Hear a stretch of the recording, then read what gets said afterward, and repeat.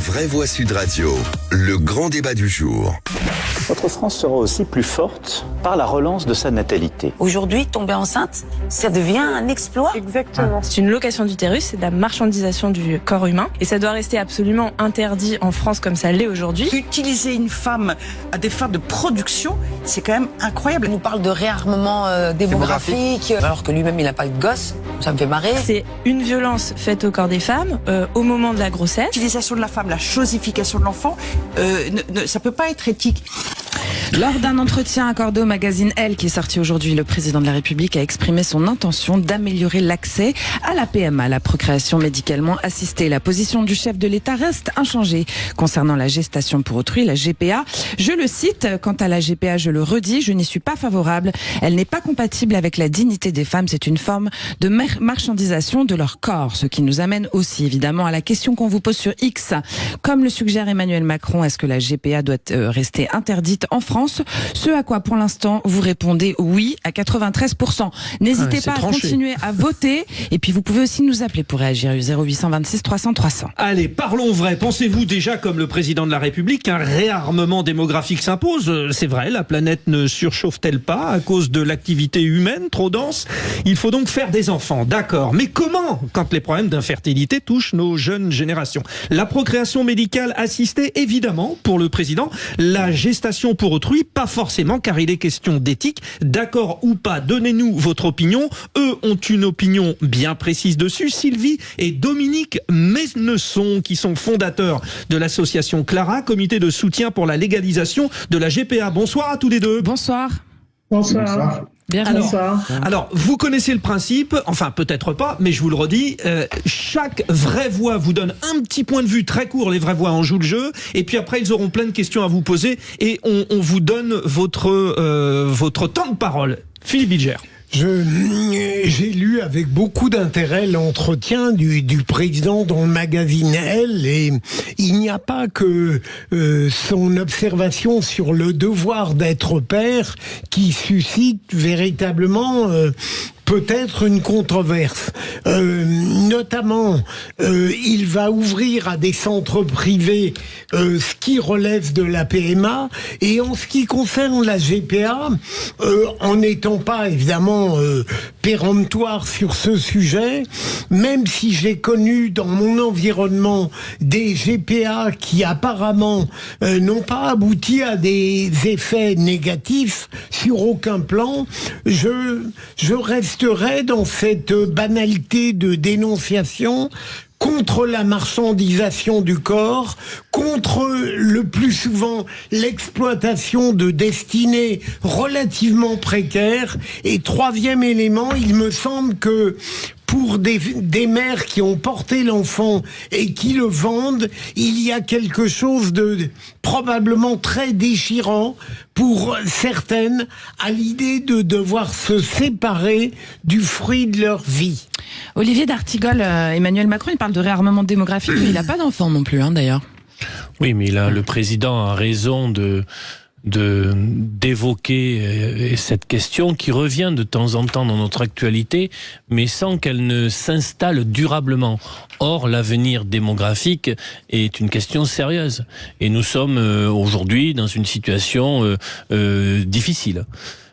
Sur notre trajectoire qui n'est pas bonne, un pays qui a une telle difficulté dans sa vitalité démographique est un pays qui ne va pas bien. Alors après, le président évoque la question de la PMA, je ne reviens pas sur ce que vient de dire Philippe Bilger en faisant une proposition donc qui me paraît aller très certainement dans la bonne direction. Il continue à verrouiller sur la GPA, il a raison de le faire, je ne crois pas à une GPA éthique, on en a déjà parlé ici, mais j'aurais aimé qu'il puisse évoquer les freins, les obstacles qui rentrent en ligne de compte quand un jeune couple reporte sa décision de procréer, d'aller vers une naissance. Et il y a de multiples facteurs. J'en ai évoqué un tout récemment concernant la situation économique des jeunes couples. Le fait qu'avant d'accéder à une sûreté professionnelle, le sas de précarité via des CDI ou des missions dure longtemps. Il y a quelques années encore, cela a été pour ma génération.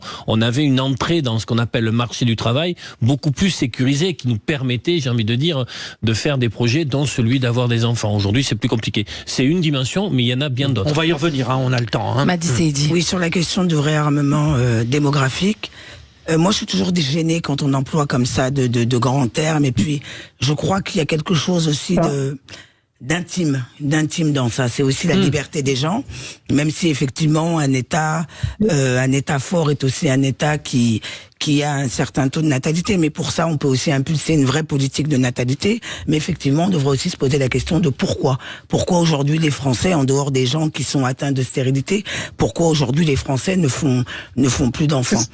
Maintenant sur la GPA, c'est la vraie question. Oui. Et maintenant, sur la GPA, en revanche, moi, je suis contre pour des raisons d'éthique, parce que pour moi, le corps d'une femme est sacré, et je suis contre la marchandisation. Et d'ailleurs, on le voit bien, une femme qui est pauvre ne peut pas se permettre de faire une GPA. En tout cas, moi, je n'ai jamais entendu parler d'une personne en situation de richesse qui faisait une GPA pour aider un pauvre. Alors, justement. Sylvie et Dominique Ménesson, je rappelle que Attendez, on va vous donner la parole. Ne parlons pas tous en même temps. Allez-y, Julie. Sylvie et Dominique Ménesson, je rappelle que vous êtes fondateur de l'association Clara, vous êtes le comité aussi de soutien pour la légalisation de la GPA.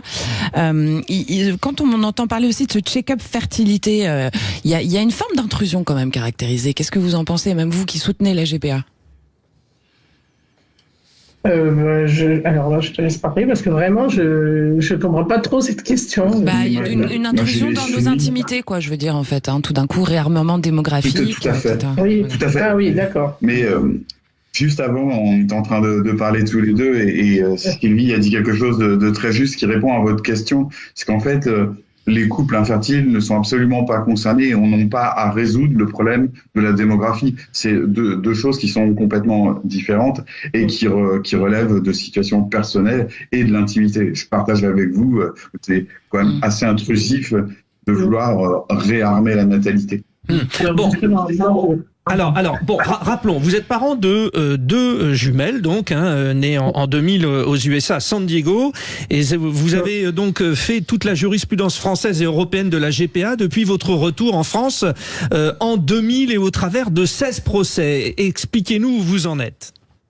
Justement, nos enfants ont été enfin reconnus en France à 19 ans, quand elles ont eu leurs 19 ans. Ce qui est quand même pas très normal d'attendre autant de temps, surtout quand la Cour européenne des droits de l'homme dit qu'il faut agir avec célérité et efficacité pour reconnaître les enfants. Donc en fait, notre association, elle défend d'abord les enfants. Avant de demander la légalisation, déjà si on avait un débat, on serait déjà content. Un vrai débat, un débat serein.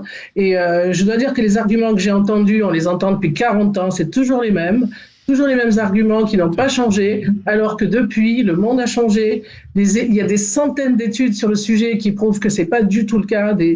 Il y a 30 000 enfants qui sont nés dans le monde par GPA et on a du recul maintenant. Alors au début, évidemment, il y a 40 ans, on nous disait on n'a pas de recul. Bon, mais c'est bon, maintenant on l'a.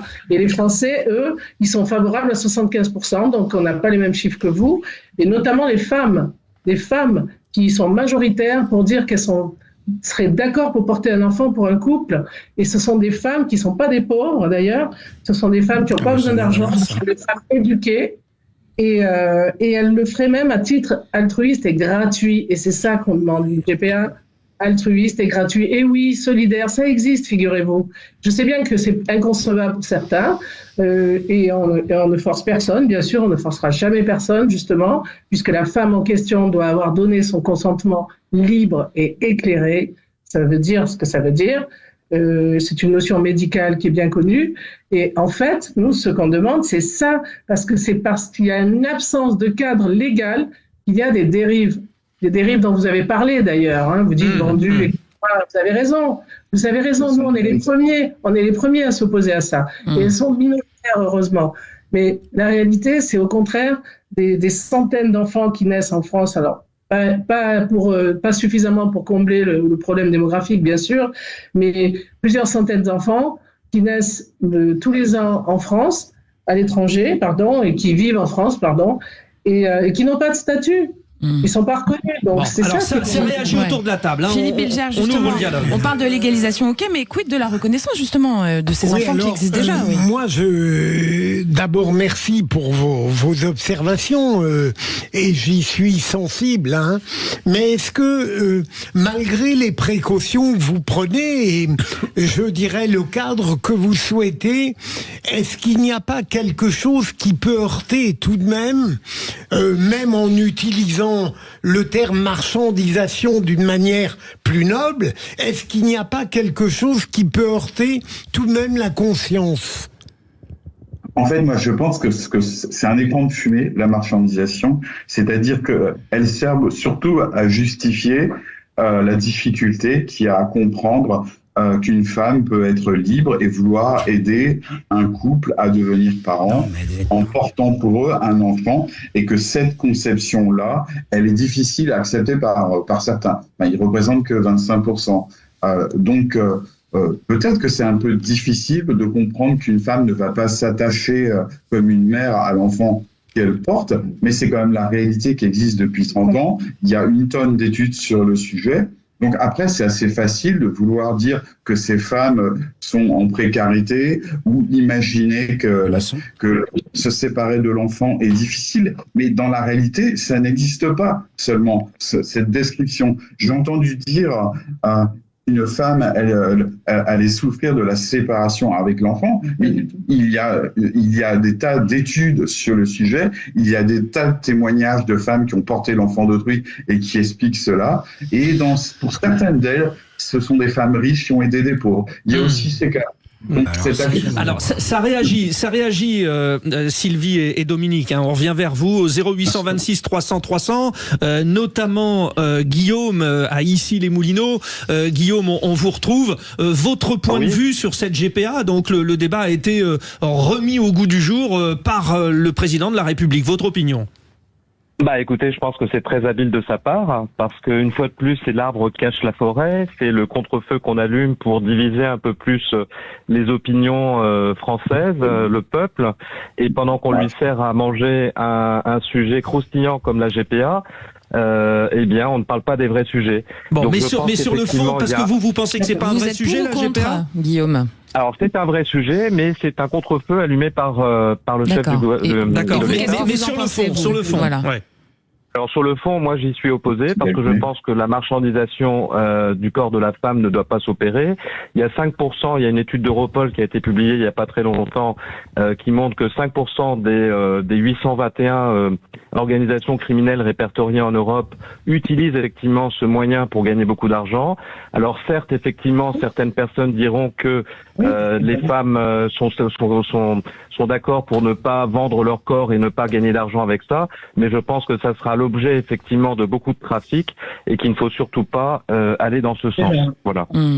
Olivier d'Artigol. Oui, j'essaye d'écouter avec attention les arguments qui peuvent m'être opposés par rapport à mon sentiment premier, donc faire preuve d'altérité, aller chercher dans ce qu'on nous dit ce qui peut me faire bouger, mais décidément... Quand vous me parlez de ces femmes qui n'ont aucune difficulté et qui donc font le don d'une GPA pour un couple, pour une femme qui ne pourrait pas procréer, peut-être, mais c'est pas l'écrasante majorité de ce que j'ai pu. En effet, vous avez raison, c'est très documenté. Il y a en effet des travaux, des recherches. Il y a aussi des poissons volants, mais c'est pas la majorité de l'espèce. Et tout ce que vous m'avez dit n'arrive pas à oublier ces femmes qui, dans une misère effroyable, parfois pris dans des filières, dans des réseaux de mafia, sont obligés, pour survivre, d'aller vers cet acte-là. Et je trouve que dans ce que vous nous dites, malheureusement, vous en parlez peu. Madi Saïdi, on peut se poser la question de comment on concilie les préoccupations éthiques, dont on parle depuis tout à l'heure au sujet de la GPA, avec le désir de certains couples d'avoir des enfants, tout simplement, parce qu'il y en a qui peuvent vraiment pas. Donc c'est quand même une solution qu'on leur propose. Alors est-ce que c'est une solution ? Il y a plein d'autres solutions. Il y a par exemple l'adoption. Et là on nous parle de consentement. Ça n'existe pas, c'est irréel de parler d'adoption. Vous connaissez les chiffres de l'adoption ? Allez-y. Alors, prenez les chiffres de l'adoption, ça existait peut-être il y a 30 ans, il y a 40 ans, mais aujourd'hui, on parle seulement de quelques centaines d'enfants à adopter. pour une demande qui est 50 à 100 fois plus élevée. Donc la probabilité d'y arriver, d'y arriver, faire bouger au final, elle est inexistante, tout simplement. On a dans notre association. C'est peut-être là-dessus qu'il faut travailler, en fait, Dominique Ménesson, c'est vrai, comme le dit Olivier d'Artigol, c'est peut-être là-dessus qu'il faut bosser, c'est faciliter l'accès à l'adoption. Ah bon? Mais non, vous inventez des enfants alors? Oui, les pays. Il faut parler de choses réelles. Ce ne sont pas des procédures qui empêchent d'adopter. C'est qu'il n'y a pas d'enfants adoptables. Et quelque part, c'est une bonne nouvelle. Ça veut dire que les lois qui protégeaient les enfants dans les pays pauvres sont efficaces. Voilà. Et puis la GPA et l'adoption, c'est quand même des choses différentes, puisque il y a quand même une descendance génétique du père, au moins, enfin, ou du père ou de la mère. J'aimerais quand même avoir une réponse sur moi. Est-ce que vous parlez quid de ces femmes dans une misère absolue et qui donc tombent dans l'organisation de filières? C'est peut-être justement le fait de définir un cadre. C'est ce que disent documenté, c'est non? Ça. C'est pour ça qu'on propose un cadre légal à la française, altruiste, gratuit. Mais altruiste, ça n'existe pas en France. Enfin... Mais si ça existe, vous voyez, vous l'êtes peut-être pas. Ça n'existe pas. Des enfants, j'ai vu ça. Sujet très intéressant. Sujet à approfondir. En tout cas, et c'est vrai que franchement, hormis les convictions profondes, si on essaye de sortir de tout ça, c'est pas un sujet loin s'en faut aussi évident que cela. Moi, c'est mon point de vue. On vous remercie Sylvie et Dominique Ménesson. On rappelle que vous êtes fondateur de l'association Clarade et le comité de soutien pour la légalisation de la GPA. Vous restez avec nous.